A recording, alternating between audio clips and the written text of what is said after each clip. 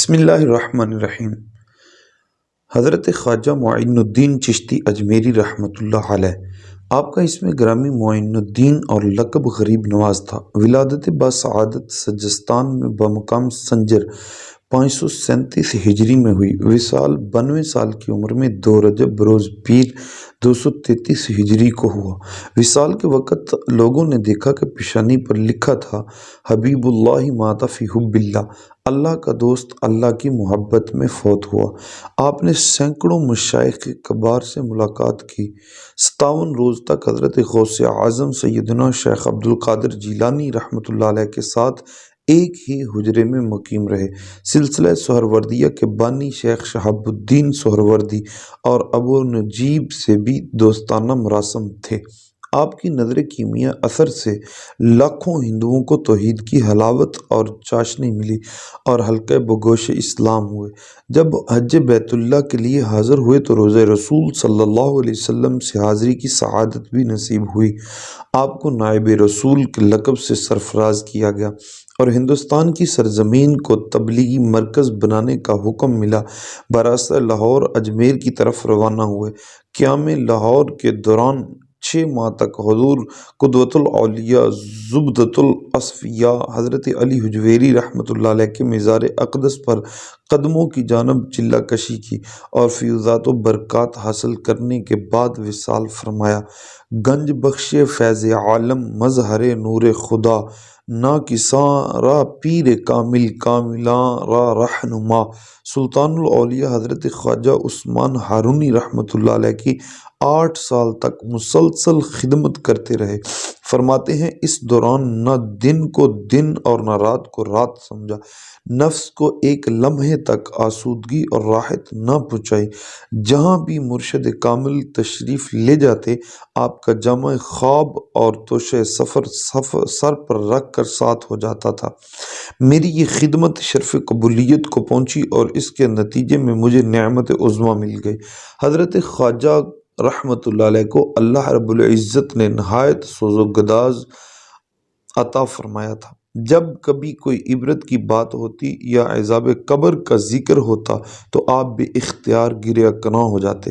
اپنی مجالس مبارک میں بعض اوقات اللہ جل شانہ کی عظمتوں کا حال بیان کرتے ہوئے یا رسول اکرم صلی اللہ تعالی علیہ وسلم کا ذکر مبارک کرتے ہوئے بے اختیار رو پڑتے۔ حضور صلی اللہ علیہ وسلم سے آپ کو بے پناہ عشق تھا۔ جہاں کہیں حضور صلی اللہ تعالی علیہ وسلم کا اسم گرامی آتا بے ساختہ آپ کی آنکھیں پرنم ہو جاتی۔ ایک مجلس میں آپ نے فرمایا جو شخص رات کو باوضو سوتا ہے تو فرشتوں کو حکم ہوتا ہے جب تک وہ بیدار نہ ہو اس کے سرہانے کھڑے رہیں۔ فرشتے اس شخص کے سرہانے کھڑے ہو کر اس کے حق میں دعا کرتے ہیں، اے پروردگار اپنے اس بندے پر رحمت نازل فرما، یہ نیکی اور طہارت کے ساتھ سویا ہے۔ آپ کی مجلس میں عارفوں کا تذکرہ شروع ہوا تو فرمایا عارف اسے کہتے ہیں جس پر روزانہ انوار الہیہ کا نزول ہوتا ہو اور جو اپنی عقل سے ہزارہا رموز و اسرار کا انکشاف کرے، ہر وقت عشق الہی میں مست و بے خود اٹھتے بیٹھتے سوتے جاگتے ہر لمحہ یاد الہی میں مصروف رہے، ایک پل بھی اس کی یاد سے غافل نہ ہو۔ آپ نے فرمایا ایک دفعہ خواجہ ذنون مصری سے ایک صوفی نے پوچھا عارف کسے کہتے ہیں؟ انہوں نے جواب دیا عارف وہ لوگ ہوتے ہیں جن کے دل سے بشریت کی قدورت دور ہو جاتی ہے اور ان کے دل حرص و ہوس سے پاک ہو جاتے ہیں اور ان میں عشق الہی مجزن ہو جاتا ہے، غیر کی طرف وہ آنکھ اٹھا کر بھی نہیں دیکھتے اور محض عالم تصوف ہو کر صوفی بن جانا مناسب نہیں ہے، بلکہ اس کے ساتھ خود کو ہمہ تن مجسمہ اخلاق بنانا ہوگا۔ عارف دنیا سے بچتا ہے کیونکہ اس میں حسد و بغض کے سوا اور رہے ہی کیا۔ جو شخص دنیا میں مشغول ہو گیا وہ حق سے دور ہو گیا۔ فرمایا اسی طرح ایک دفعہ حضرت خواجہ حسن بصری رحمۃ اللہ علیہ سے کسی نے عارف کی تعریف پوچھی، آپ نے جواب دیا عارف وہ ہوتا ہے جو دنیا سے غرض نہ رکھے اور جو کچھ اس کے پاس ہو وہ راہ حق میں لٹا دے۔ ایک مجلس میں آپ نے فرمایا عارف کے لیے 3 چیزیں ضروری ہیں: ہیبت، تعظیم اور جہاد۔ گناہوں سے شرمندگی ہونا ہیبت ہے، طاعت کرنا تعظیم ہے، اور خدا کے سوا کسی پر نظر نہ ڈالنا جہاد ہے۔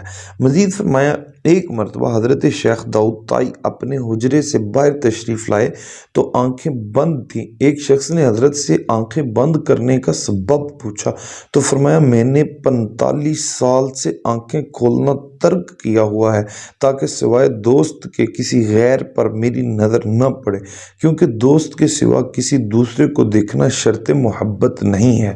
پھر فرمایا قیامت کے دن اللہ جل شانہ فرمائے گا کہ ان لوگوں کے اعمال جانچو جو میری محبت کا دعویٰ کرتے تھے لیکن غیر کی محبت میں راحت پاتے تھے۔ ایک موقع پر آپ نے فرمایا صحبت کا اثر ضرور ہوتا ہے، اگر بد بھی نیک صحبت میں بیٹھے تو نیک ہو جاتا ہے اور اگر نیک بری صحبت میں بیٹھے تو بد ہو جاتا ہے۔ پس جس نے بھی اچھا پھل پایا نیکیوں کی صحبت سے پایا۔ اہل سلوک کے نزدیک نیکیوں کی صحبت نیک کام کرنے سے بھی بہتر ہے، کیونکہ نیک کام کرنے کی ترغیب نیکوں کی صحبت سے ہی میسر آتی ہے اور بروں کی صحبت سے برے کام کرنے سے بدتر ہے۔ ایک مجلس میں فرمایا قیامت کے دن عشاقان الہی کو باری تعالیٰ